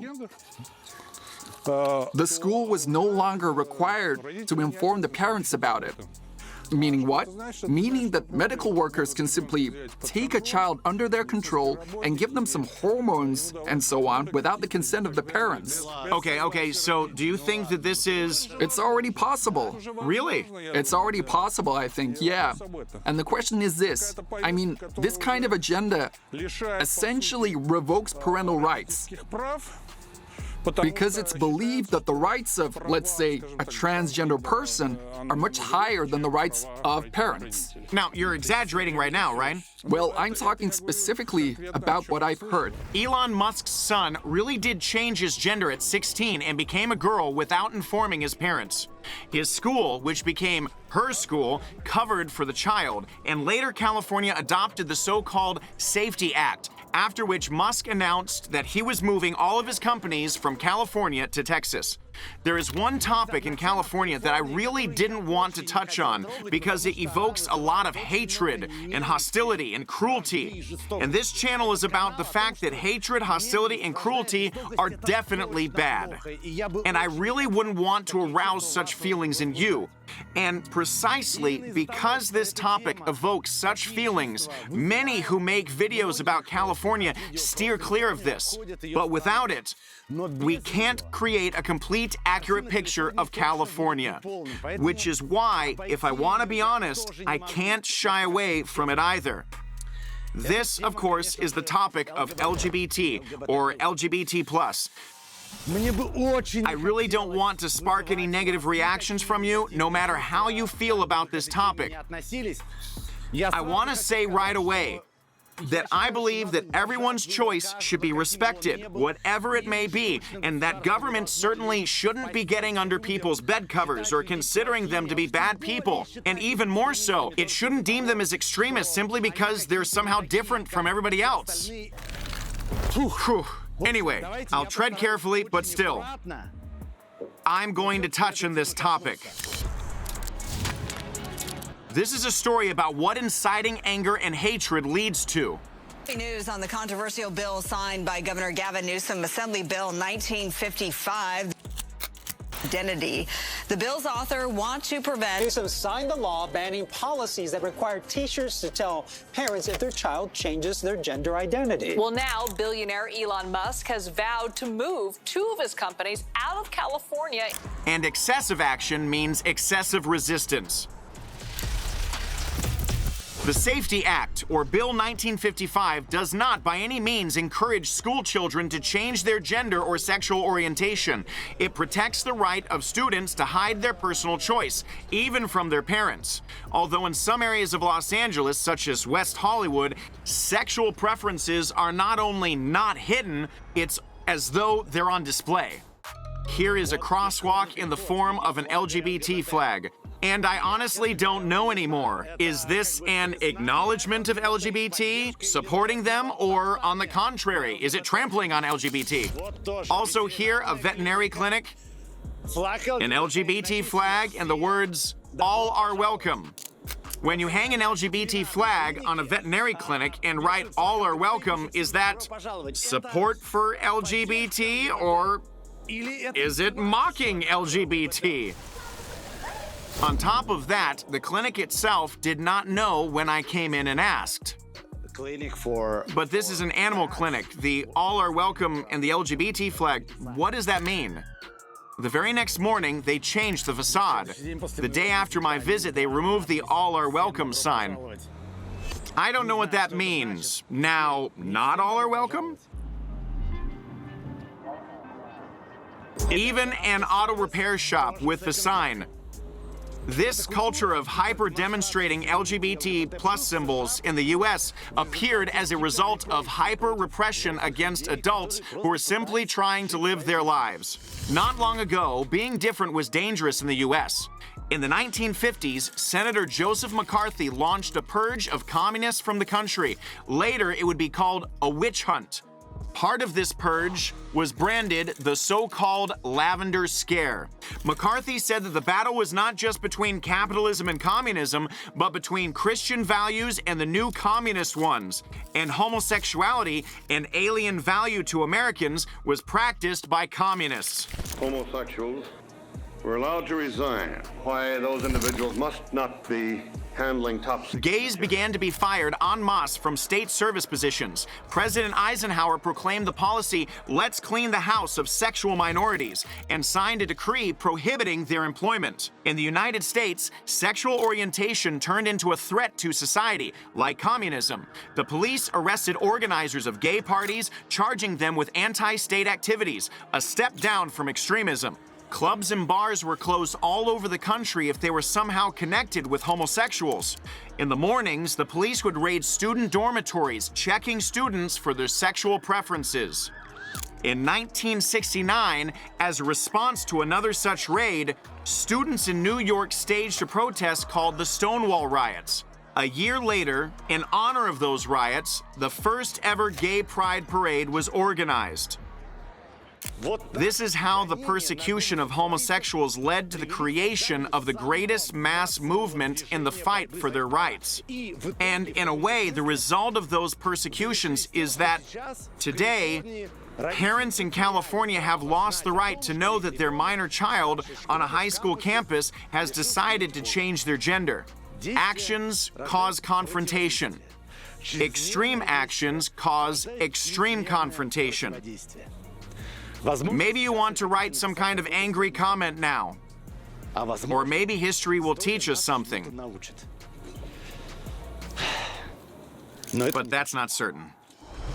This is the LGBT Center of Los Angeles. It's an organization that helps LGBT people. How does it help them? I mean, can you explain? There's a lot of help here. First of all, there's help with housing. Okay. Because many LGBT people suffer from homelessness.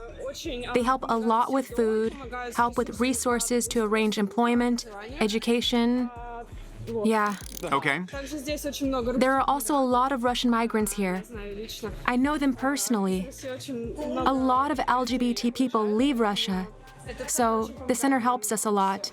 Among other things, there's a youth center here where you can live from 18 to 24 years old, inclusive. And there's also a senior center. I don't know exactly from what age you can move into the senior center, but there are also options for elderly people here. Have you ever encountered discrimination here because of your choice? No, never. Never, absolutely. I've never encountered that. Always support. I'd even say I might be given some privileges.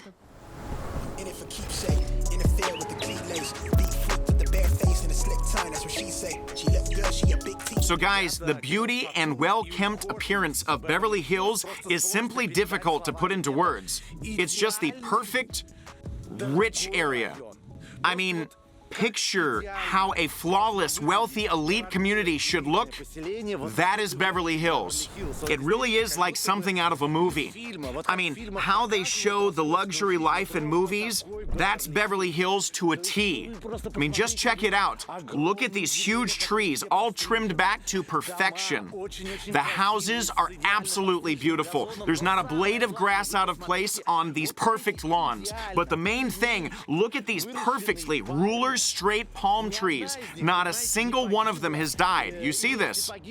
Or if they have, they replanted an equally large one. I mean, so it's always preserved in this ideal, picture-perfect form. There are signs like this everywhere. Warning, neighborhood watch in force. Well, naturally they're being watched. And they say, don't leave your things in the car, they can be stolen. So guys, I've never seen so many cameras in one place. Look, 1, 2 cameras there on the house, 3 more, 4, 5, 6 cameras. That whole house over there is simply dotted with cameras. That house over there is also covered in cameras. Here on each house, you can easily make out, I don't know, 10 to 15 cameras on one facade. And there, check it out. 1, 2, 3 cameras are hanging just on that corner of the house. A huge number of signs warning that houses are guarded. This house is protected by such and such. I have never seen anything like this anywhere, except maybe in China.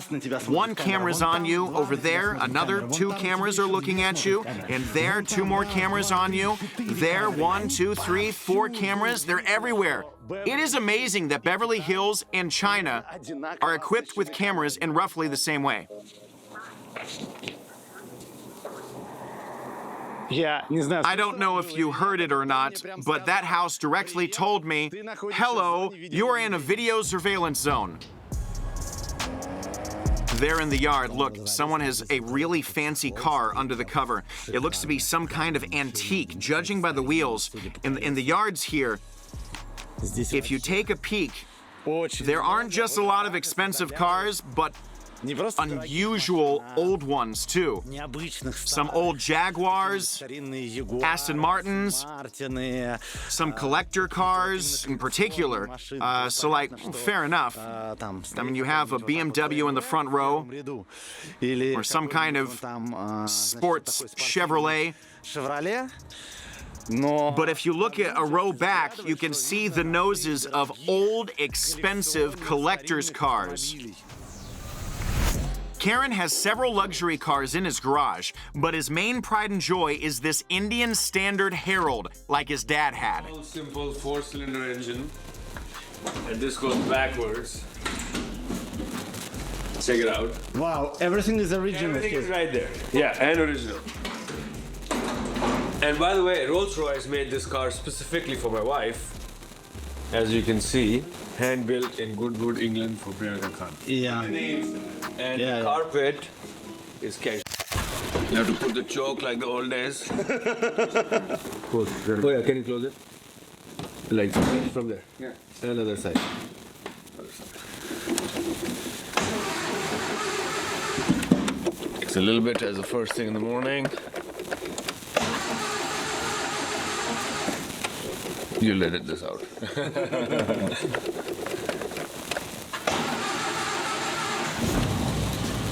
There we go. This is got more expensive than this. Yeah. No, it's not. No, it's not. It is just for soul, yes? This is for soul. My father bought it for $100 US back in the day, sold it for $100, and I had to buy it for $26,000. So this is a 1961. But all of this land used to belong to a Mr. Doheny, who found oil in California, in Southern California. So he was a billionaire, obviously, and this all was owned by Doheny from here all the way to West Hollywood. That's why it's called Doheny Road and Doheny Drive. And then he passed away in the 50s. The family kind of sold it all, and then the developers came in and started building their own homes. But this Doheny Road is, even in Beverly Hills, is considered the top status address. Yeah. Because there's Beverly Hills is divided into the flats, which is where the other homes are, which is no view, or the hills. So we are in the hills of Beverly Hills, and then as soon as we hit Sunset, on the south side are the flats. Not to say that homes on flats are not cheap either. Okay, they're very expensive. But that's how kind of it's divided. Los Angeles is called the city of movie stars, but even they can't always afford to live in Beverly Hills. George Michael died. You can see his house from our house. You can see where Tom Cruise used to live from our house. And lots of, but again, in Beverly Hills, only if you are a made star can you live here. So a lot of the movie stars who don't make hundreds of millions don't live here. They actually live in Studio City, or they live outside. It's really, really expensive. Beverly Hills was built as a suburb. Okay, so back in the day, this was created with palm trees which were flown in from Hawaii to get people to move away from LA to Beverly Hills. So everything that you're seeing, actually LA is not supposed to have a single tree. We are still in a desert. So all of Southern California is a desert. This was planted to create this oasis in a desert to convince people from LA.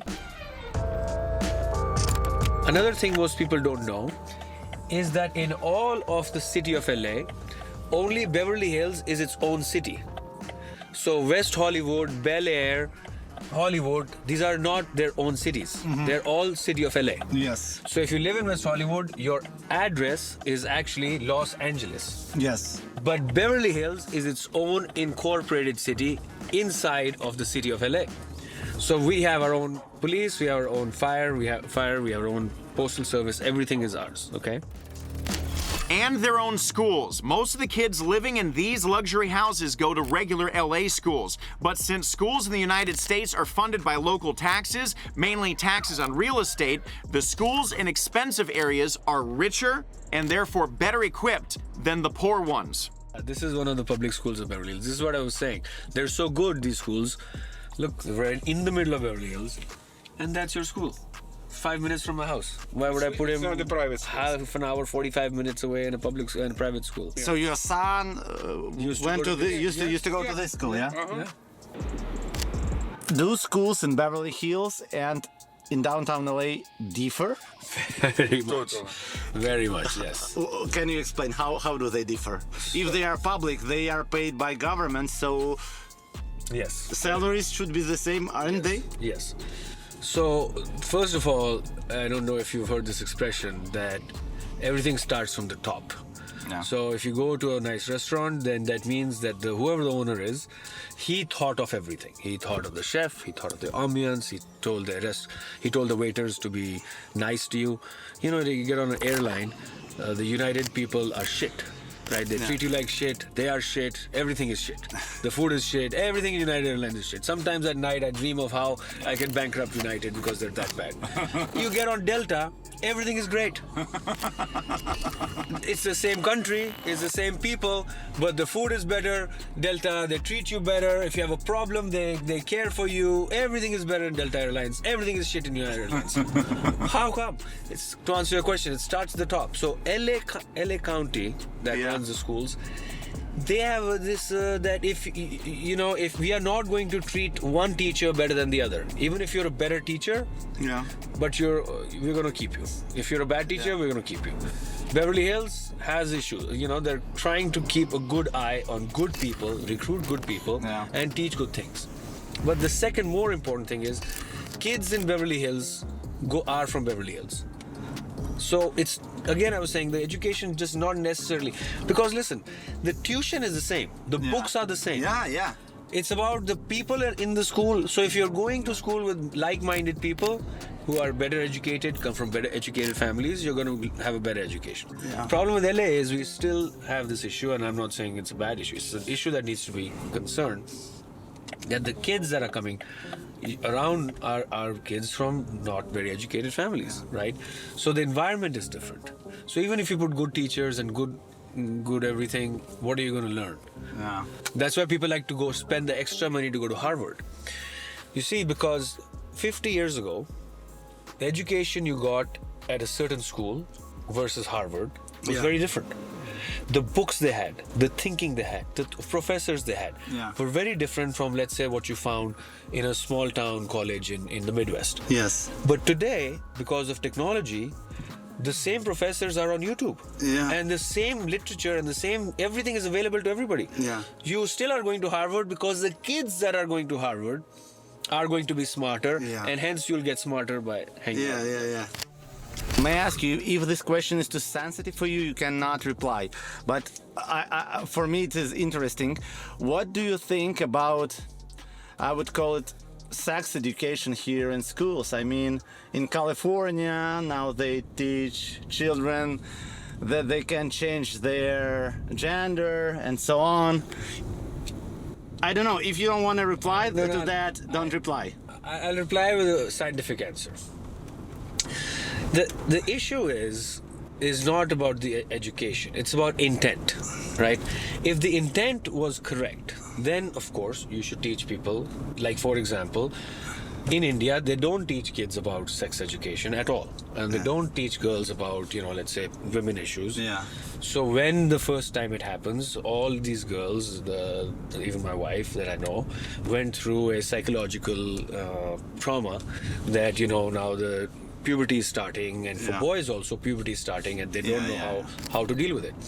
So I think when the intent is to educate a child, and then you put in place these policies or this education, it makes sense. Yeah. When the intent is something political, when the intent is political and not keeping the child in mind, I think that's where the problem happens. We should be taught to be accepting of all classes, of all races, of all genders, but to teach them that you should be able to change your gender at age in 7th or 8th grade, I think that's blasphemy.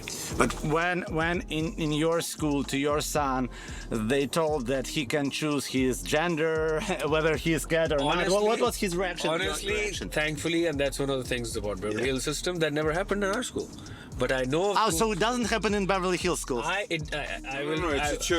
will double check, but I don't think he never came home. No. But I have my brother's son who lives in Portland, Oregon, and goes to a semi-private school where 5 children, boys and girls, have chosen to be cats.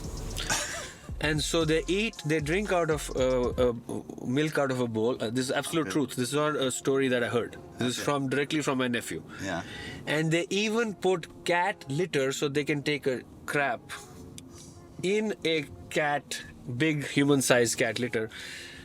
But when it got there, that's when the parents said, okay, this is too much, so they took it out. I'm on my shine. I've been really getting feel. You know why I'm here. Don't act like you don't know how I feel. This is my wine fridge. Everything I keep close to me. All my alcohol. I thought that it is a fridge, but it is a wine fridge. Look, even my Mouton Rothschild is from 1976. That's the year Karen was born. Alcohol is his latest obsession. Karen has started making tequila and is really into it, so much so that he keeps photos in his kitchen of the agave he uses to make the drink. He's trying to convince me that tequila can taste like wine. Before we taste, can you tell me how much is this bottle? This is going to be $800. $800? Yes. For a liter of tequila? For 750 750. Yes.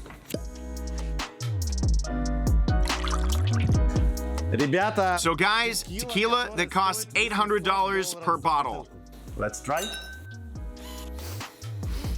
Oh, it has a very delicate aroma. Tequila, it's not like strong alcohol, it's more like wine or...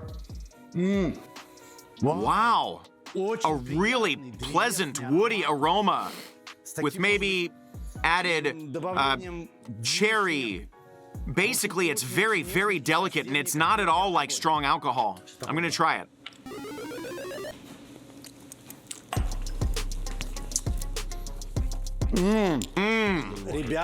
Guys, this really is the most unusual tequila I've ever tried in my life. It's both strong and soft all at once, and it has so many different flavors. I mean, they just spill out into your mouth. Tell me, how Indian IT guy started making tequila? So I was actually not an Indian tech guy. I barely finished college, barely. 45, 50%, I think, C minus student. And I came here to the US and my brother said, let's start a tech company. That's how we got started. But at the same year, in December of 1997, just him and I, we were best friends. I was 21, he was 26. We fly to Napa Valley. And we go to this place called CIA, Culinary Institute of America. Yeah. And we have our first real good meal in a upper, we just started making money. I was making, before that I was making $6 an hour. And in my tech company, I was making $60 an hour. So now we have money and my brother's making $200 an hour. Okay, what do we do? So we look up, back then there was no internet and there was just this guide. And you look in the guide and it's okay, CIA, and there we got this first Kent Rasmussen and Paul Hobbs Pinot Noir and Cabernet. And we were like, what the fuck is this, right? This is some decent, good wine. And we're in Napa. The romance is there. I don't know if you spent, but you must go to Napa. Very romantic city, valley. So from there, we started this journey. I love this breakfast for champions. Yeah, we had a good breakfast today. Guys, I am now a tequila man. I think it was the first time when multimillionaire was my cameraman. Thank you very much. Thank you very much, and thank you for this breakfast.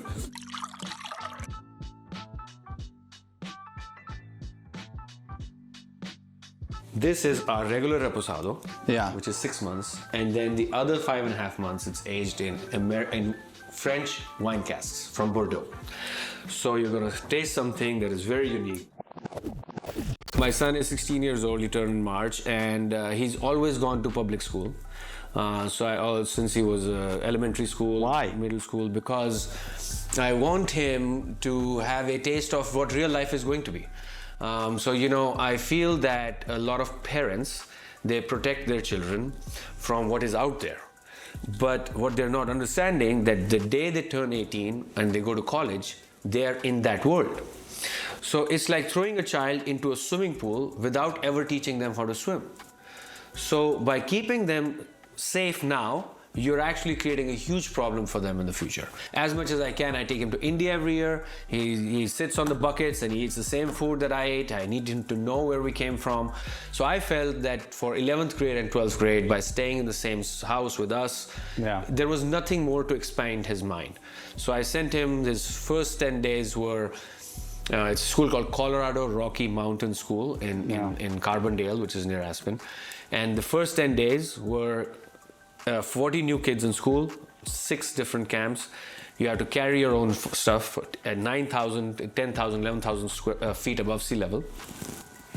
Carry your own stuff, your own food, your own water, kitchen for the camp, food for the camp, and your own tent, everything. 85 to 100 pounds every day for 12 days. That's your introduction to the school. Now he's already done the hardest part. Now many people here in LA tell me that LA is not the same as it used to be like 10 years ago. Too many problems, too many homeless and so on, and people like go away from Los Angeles. I don't know how to answer that properly, because if you go back 10 more years ago, there was the fights with there were people killing each other on the streets, and so I think every town goes through their ups and downs. It's where you are on that journey. This crime was always happening. LA was considered the most criminal city in the world only 25 years ago. South Central was happening, USC shootings. It's just news, and I don't know. I don't think so. I think I'm never leaving LA. I think this is the best city though. So what do you think of this city? The capital of dreams, a place where dreams come true and talents are unfolded? Or a monstrous megacity that will bury your talents in the drug-ridden haze of Skid Row? I lost myself. I was going through psychosis. I thought the shadow people were following me. Los Angeles is definitely a unique phenomenon in our world, a convergence point for everything. Where you want to go and where you want to escape from. Go somewhere else and film somebody. You'll see what happened to you. Well, I'll be glad to hear your comments. I always answer them myself, and I'll be glad to get a bunch of likes also. But we're moving on.